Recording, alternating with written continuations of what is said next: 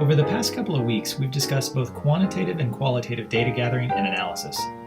This week, we turn our attention to mixed methods research, where we'll begin to think about combining both qualitative and quantitative methods to solve organizational problems. Before we start, let's quickly review some of the information we've covered. We discussed statistical tests that describe, compare, associate, predict, and a design that's used to explain. Recall that statistics used to describe include frequencies and measures of central tendency. Statistics used to compare include the t-test and ANOVA. The most popular statistic used to associate variables is the Pearson coefficient. Regression and multiple regression are used to predict variables, and experimental design is used to show causality. We also discussed several qualitative methods, including using one-on-one interviews, focus groups of between 6 and 12 individuals, case studies that focus on one unit of analysis, observations that can be covert, overt, or participatory, and analyses that can examine memos, emails, agendas, reports, and many other documents. We also discussed that analysis of qualitative data usually involves thematic coding of some kind. We'll now consider combining both methods into one research process. This is known as mixed methods research. While there are many different configurations of mixed methods research, we'll focus on three in this class: convergent parallel, explanatory, and exploratory. It's also important to note that when I'm describing a mixed methods approach, I'm describing the structure of the study and not necessarily the specific methodology. In other words, you could theoretically combine any qualitative method with any quantitative method, but still follow the same mixed methods process. Just like any other research process, a mixed methods procedure has both benefits and drawbacks. A mixed methods approach can provide you with greater understanding or coverage of a problem or issue. Additionally, you get the benefit of both generalizability to a wider audience, as well as specificity of understanding. However, mixed methods approaches can be both time-intensive and complex. You're essentially completing two research processes, rather than just one, as you would in a solely quantitative or solely qualitative approach. Before we get started on the three approaches, I want to mention that I'll be using an example to illustrate how these approaches might be carried out in an organization.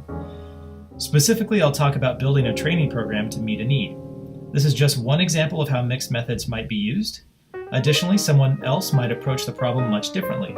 There's no perfect approach to any singular problem. Let's first discuss the convergent parallel design. In this design, the quantitative and qualitative methods happen simultaneously and independently. Once your collection and analysis is complete for each method, you compare and contrast the results of each to arrive at your conclusions. Let's take a look at an example. As we discuss these examples, note that I've colored the quantitative method as red and the qualitative process as blue. Let's say you're designing a training program to increase sales effectiveness, but you need to know what content should be best developed and perhaps even what modality to use.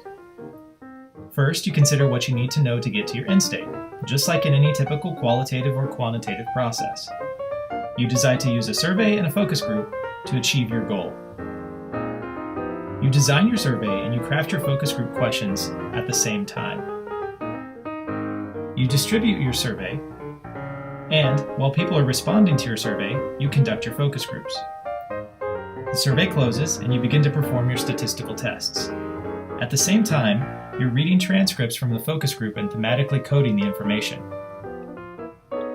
These processes converge in the penultimate step where you compare what you found in the survey versus what you found in the focus groups. Perhaps there were contradictions, perhaps the findings confirmed one another. Then you use those results to design your program. In the next type of mixed methods process, we break up the qualitative and quantitative into two separate but linked processes. The explanatory sequential design starts with quantitative methods and uses the results of the quantitative method to design the qualitative method. Just like in the first example, we begin with clarifying the purpose. Then, you design a survey to try to address the purpose at hand. You distribute the survey and analyze the results. From there, you initiate your qualitative phase to try to understand your findings more fully. Perhaps you received feedback on your survey that online training is the preferred modality. In the next phase, you might try to dig into that deeper and understand why it is, and how online training is perceived as more desirable. In the fifth step, you design your focus group protocol based on your survey results. You conduct your focus groups and complete thematic coding. Now that you have a set of quantitative data that's been further explained with qualitative data, you design your program. The third and final mixed methods approach is called exploratory sequential and is identical to the explanatory sequential design, except we start with qualitative data collection. Again, you always start with a good purpose. Then, you design your focus group protocol, carry out your focus groups, and analyze your data.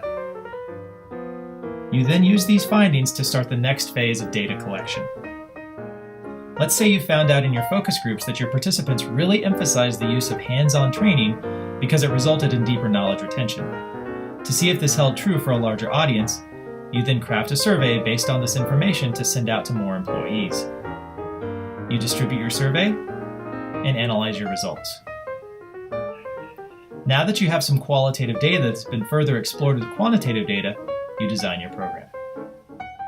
This can all seem a little confusing at first. To help yourself remember which kind of process you're working with, simply ask yourself, are the two methods independent from each other, or do they inform each other? And are the data being gathered at the same time or sequentially? If you decide to use a mixed methods approach in your HAT paper, be sure to provide a description of the process using the language discussed in this video, as well as rationale as to why that's the preferred approach.